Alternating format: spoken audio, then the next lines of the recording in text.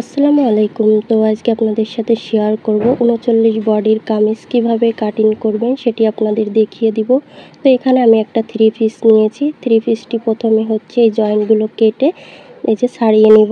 তো আপনারা গজ কাপড়ে করতে পারেন।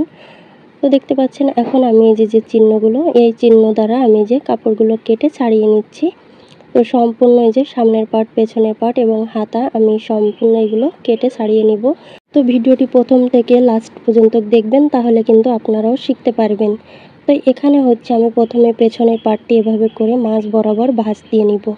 তো আপনারা এভাবে করে মাঝ বরাবর ভাঁজ দিয়ে নেবেন। তারপরে আমি সামনের পার্টটিও ভাঁজ দিয়ে নিব, মিডিল বরাবর যে গলার ডিজাইনটা, তো সেই অনুসারে। তো দেখতে পাচ্ছেন, তো দুটি কাপড় সমান করে কিন্তু আমি এভাবে করে বিছিয়ে নিচ্ছি। তো বন্ধুরা, আমার চ্যানেলে নতুন হয়ে থাকলে অবশ্যই চ্যানেলটি সাবস্ক্রাইব করে দিবেন, পাশে থাকা বেল বাটন অন করে দিবেন নতুন নতুন ভিডিও দেখার জন্য। যারা অলরেডি সাবস্ক্রাইব করে দিয়েছেন তাদেরকে অসংখ্য ধন্যবাদ। তো দেখুন, আমার সাইডে আছে বন্ধ পাশ, আমার অপোজিট সাইডে আছে খোলা পাশ। সেখানে 1 2 3 4 4 পার্ট কাপড় আছে। তো এই বন্ধ সাইড থেকে হচ্ছে আমি মাপগুলো নিব। তো তার আগে হচ্ছে আমি লম্বার মাপটা নিব। তো উপরে সেলাই মার্জিনের জন্য 1/2 ইঞ্চি নিব। নেওয়ার পরে এখানে হচ্ছে টোটাল লম্বা থাকবে 43 ইঞ্চি, আরও আমি 1 ইঞ্চি নেব সেলাই মার্জিনের জন্য।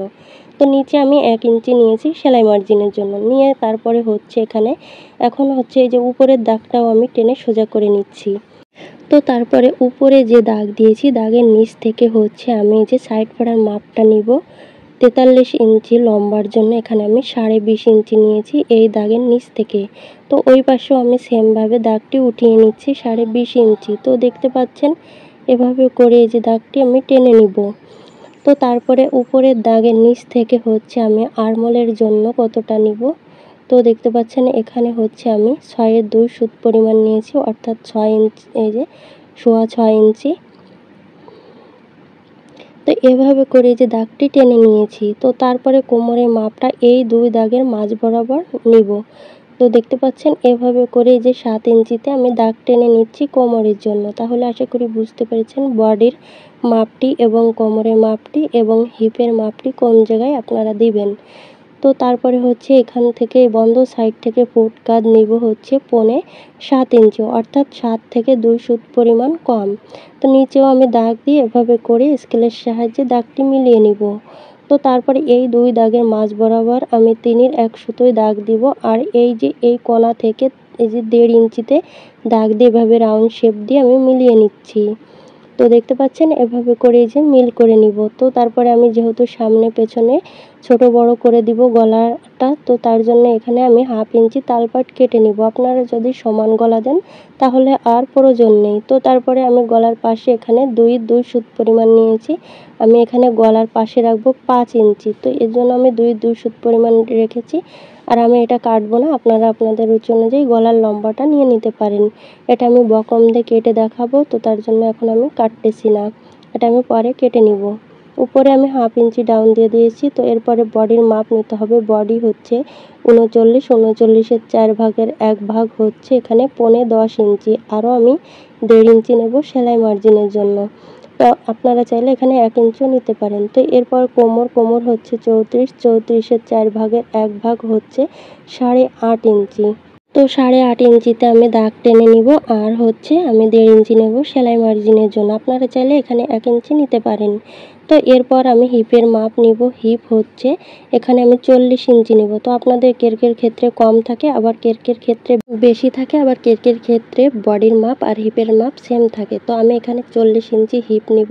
তো 40 ইঞ্চি 4 ভাগের 1 ভাগ হচ্ছে 10 ইঞ্চি, আরও আমি 1.5 ইঞ্চি নেব সেলাই মার্জিনের জন্য। তো তারপরে আপনাদের 38 ইঞ্চির নিচে হলে বডি এরকমভাবে স্কেল টেনে নেবেন শেপটা।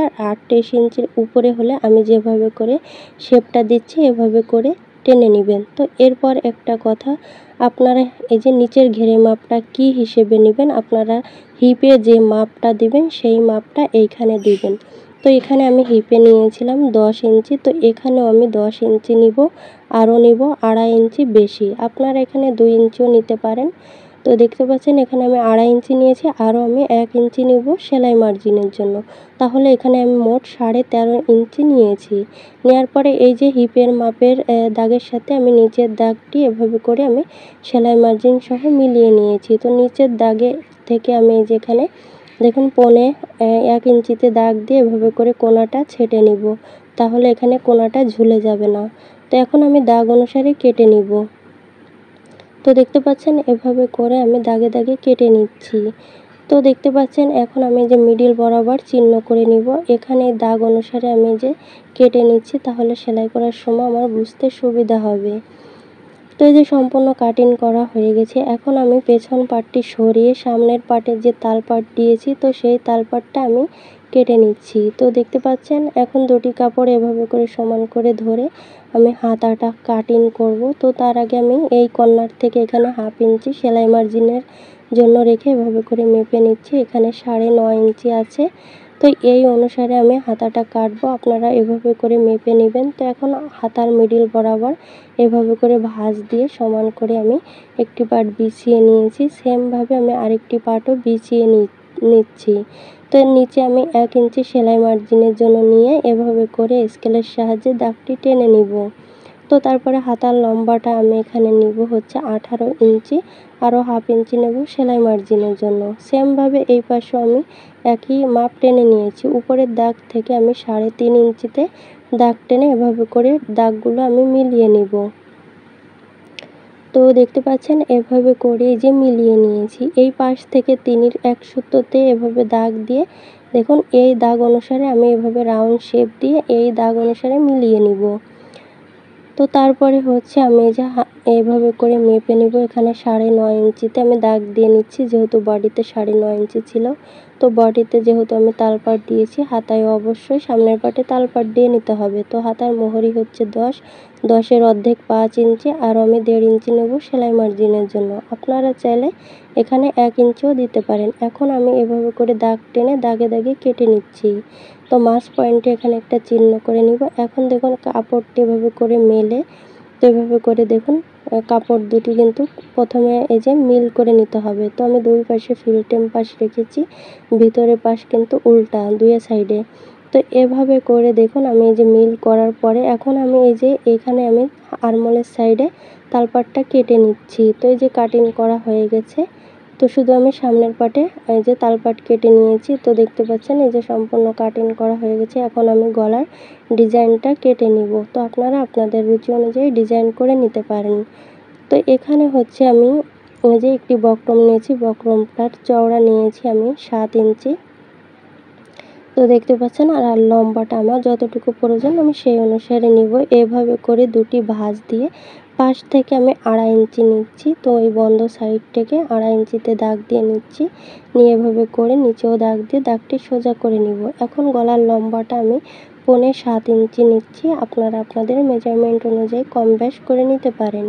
তো এরপরে আমি নিচের দাগ থেকে 2 ইঞ্চিতে দাগ দিয়ে এভাবে করে শেপ দিয়ে আমি দেখুন পান পাতায় একটা শেপ দিয়ে নিয়েছি। আপনারা আপনাদের রুচি অনুযায়ী ডিজাইন করে নেবেন। সাইড থেকে হচ্ছে আমি এই যে 1 ইঞ্চিতে দাগ দিয়ে এভাবে করে দাগ টেনে এখন আমি দাগ অনুসারে কেটে নিব। এটা হচ্ছে সামনের গলা। এখন আমি পেছনের গলাটা কাটবো। আর আমি এই যে জামাটি কেটেছি এর সেলাই ভিডিও আমার এই চ্যানেলে আপলোড করে দেব, সেটা আপনারা চাইলে দেখে নিতে পারেন। তো দেখুন এখন আমি সাইডে এই যে 2.5 ইঞ্চি নিয়েছি, দুটি ভাঁজ দিয়ে এভাবে সমান করে দাগ টেনে উপরের দাগ থেকে 4.5 ইঞ্চি নিচ্ছি, নিয়ে এই সাইড থেকে 1 ইঞ্চিতে দাগ দিয়ে এভাবে শেপ দিয়ে দিব। সাইডে 1 ইঞ্চির মতন নিয়ে এভাবে শেপ দিয়ে টেনে নিব। এখন আমি দাগ অনুসারে কেটে নিব। তো ভিডিওটি ভালো লাগলে অবশ্যই লাইক কমেন্ট শেয়ার করে দিবেন, আর ভিডিওটি কেমন হয়েছে অবশ্যই কমেন্ট করে জানাবেন। কোনো জায়গায় বুঝতে অসুবিধা হলে অবশ্যই কমেন্ট করে বলবেন, আমি অবশ্যই কমেন্টের মাধ্যমে বুঝিয়ে দেওয়ার চেষ্টা করব। তো সবাই ভালো থাকবেন। আল্লাহ হাফেজ।